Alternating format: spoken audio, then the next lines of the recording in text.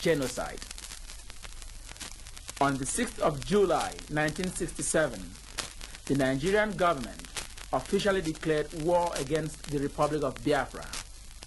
This senseless war has been proved beyond any reasonable doubt that it is a war of genocide directed to wipe out the people of Biafra.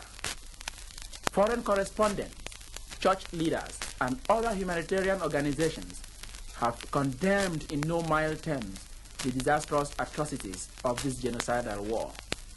Here is what His Excellency left to say. We in Biafra did not start the war. We fight in self-defense. What we wanted before the declaration of Gawan's genocidal war and what we want now is peace, so that we can proceed with the more urgent and more fruitful task of economic, social, and cultural development of our country. But do we have this peace? No.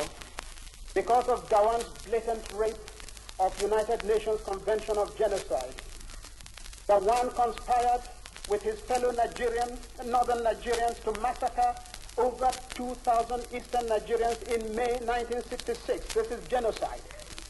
Gawan murdered his supreme commander, stole his mantle of office, and proceeded to direct the extermination of army officers and men of eastern Nigerian origin. This is genocide.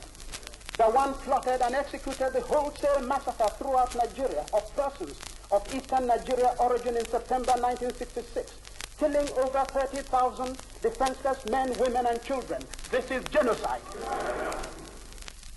Gawan genocidal act perpetrated the mass exodus of millions of eastern Nigerians resident in different parts of Nigeria, abandoning all their properties, businesses, and their means of livelihood. This is genocide.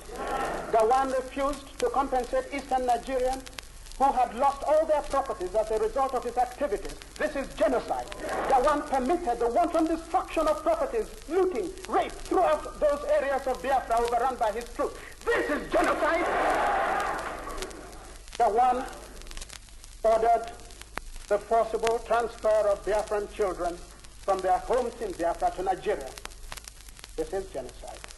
For all these acts, Gawan stands condemned for genocide, a crime condemned by the civilized world under international law, a crime against humanity, a crime against God.